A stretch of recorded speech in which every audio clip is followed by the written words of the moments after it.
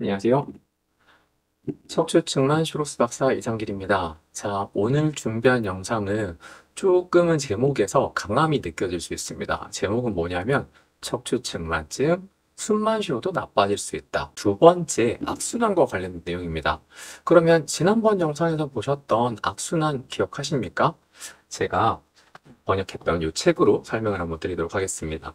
자, 예를 들어서 이 책 두 권이 척추 골격이라고 하겠습니다. 척추가 일자의 배열을 가지고 있다면 이렇게 있겠죠? 그러면 눌러지는 힘이 동일하죠. 그렇다면 척추는 그대로 자라게 되겠죠. 그런데 예를 들어서 추체가 이렇게 기울어지는 원인을 알지 못하는 측만이 있을 경우에는 한쪽은 세게 누르게 되고 반대쪽은 강하지 않게 누르게 되겠죠. 상대적으로.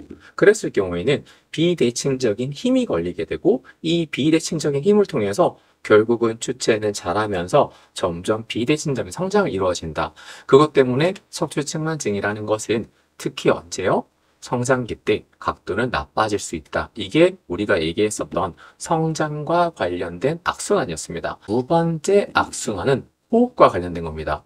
혹시 영상을 보시는 분들은 척추측만이 있는 분들을 만나본 적이 있으실까요? 오늘은 다른 골격, 즉 이제 호흡을 얘기해야 되기 때문에 이런 립이 있는 갈비뼈가 있는 거로 준비했거든요. 자, 우리가 예를 들어서 측만이 없는 상태에서는 자, 여기 하나하나가 갈비뼈가 됩니다. 갈비뼈와 뼈 사이의 공간이 양측이 동일하게 되어 있죠. 그런데 측만이 생기면 어떻게 된다고 말씀드렸죠? 옆으로 휘어지는 것도 있고 옆모습도 안 좋아지게 되고요. 또 하나가 뭐냐면 회전입니다. 추체가 이렇게 휘어졌다고 할게요. 쭉 휘어졌습니다. 휘어진 상태에서도 돌아가기까지 했어요. 자, 이런 상황이 되면 지금 어떻습니까? 이 늑골과 늑골 사이의 간격이 여기는 많이 넓죠. 그리고 반대쪽은 어떻습니까? 많이 좁아집니다. 아무래도 각도가 증가하면 증가할수록 이 사이각은 점점 작아지게 되거든요. 물론 이 양쪽이 이 차이를 계산하는 공식도 있습니다. RVAD 값이라고 하는데 그냥 간략하게만 그런 것도 있구나 정도만 이해하시면 좋을 것 같습니다. Rib Vertebral Angle Different라고 얘기합니다. 그냥 우리는 쉽게 이야기해서 이 사이의 간격이 달라지게 됩니다. 자, 이런 분이 이렇게 좌우가 다른 상태에 있는 분이 호흡을 마신다고 생각을 할게요. 풍선으로 생각하시면 공기를 집어넣는 거죠. 공기가 들어갔었을 때 한쪽은 면적이 이미 넓어져 있고요. 반대쪽은 많이 좁아져 있습니다. 이 상태에서 호흡을 들이마신다. 자, 어떻게 생각하십니까? 양쪽이 동일하게 커질 수 있을까요? 아니면 넓은 쪽이 더 커질까요? 정답은 두 번째입니다. 혹여라도 주변에 측만이 있는 분들이 있다면 예를 들어 양손을 통해서 오른쪽과 왼쪽을 동일한 위치에 손을 대보신 다음에 자, 호흡을 한번 크게 들여 마셔보세요 라고 얘기해 보세요. 양쪽이 동일하게 커지는 것이 아니라 볼록한 부분, 우리는 컨벡스라고 얘기했죠. 더 많이 들어가는 것을 손으로 확인할 수도 있고요. 눈에 어떤 감각이 좋으신 분들, 눈썰미가 좋으신 분들은요. 그냥 눈으로 보시기만 하더라도 여기가 커지는 걸 볼 수 있을 거예요. 이렇게 커지겠죠. 그런데 단순히 옆으로만 커진다? 그건 아닙니다. 제가 참고 영상을 지금 올려드릴 텐데요. 만약에 몸을 이렇게 숙였다라고 하면 등 높이가 같을까요? 다를까요? 다르겠죠? 왜? 우리는 구조적 측만은 추체 회전을 동반하고 있다고 말씀드렸죠. 즉, 등 높이가 보통 일반적으로는 오른쪽 등이 높죠. 이때도 마찬가지입니다. 이 부분의 간격이 더 넓어져 있고 추체가 이렇게 돌아가 있는 상태거든요. 이 상태에서 호흡을 들이마시게 되면 양쪽이 동일하게 커지는 것이 아닙니다. 이 부분만 더 커집니다. 자, 우리가 숨만 쉬어도 나빠질 수 있다? 그 말은 무슨 말이냐면 제 손이 만약에 이 왼손이 공기라고 했었을 때 제 손이 이렇게 공기가 양쪽이 들어가야 되는데 그것이 아니라 공기가 볼록한 쪽으로 더 많이 간다는 겁니다. 그럼 어떻게 되겠죠? 저희는 분당 1분당 호흡을 몇 번이나 할까요, 여러분?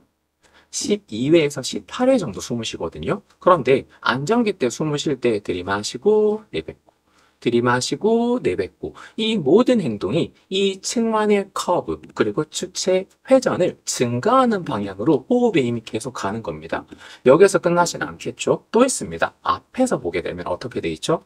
몸이 돌아가 있기 때문에 앞에 갈비뼈 요 부분이 되거든요. 요 부분의 볼륨감도 이렇게 달라져 있습니다.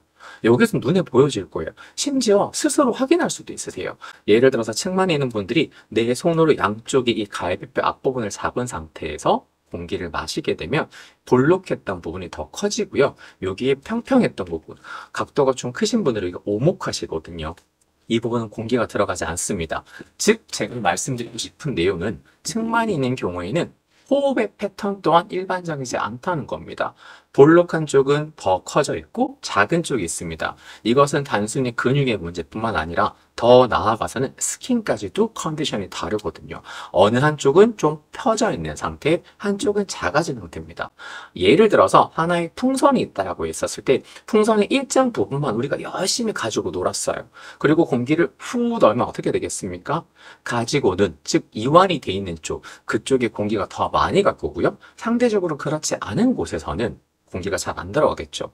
이러한 컨디션이 있는 상태에서 우리가 가끔 그런 얘기를 합니다. 수영이라는 것, 저도 수영을 개인적으로 상당히 좋아하거든요. 자, 수영은 대표적인 유산소 운동이죠. 그리고 또 하나가 물에 들어갔기 때문에 중력의 영향권에서 조금 낮은 상태로 벗어나는 것. 이것은 좋을 수 있습니다. 하지만 수영이라는 것은 말씀 그대로 유산소 운동입니다. 우리가 숨을 들이마시고 내뱉고 너무 숨이 차기 때문에 공기의 흡입과 내뱉는 것이 점점 많아지죠. 그때 우리는 호흡이 어느 쪽으로 많이 갈까요?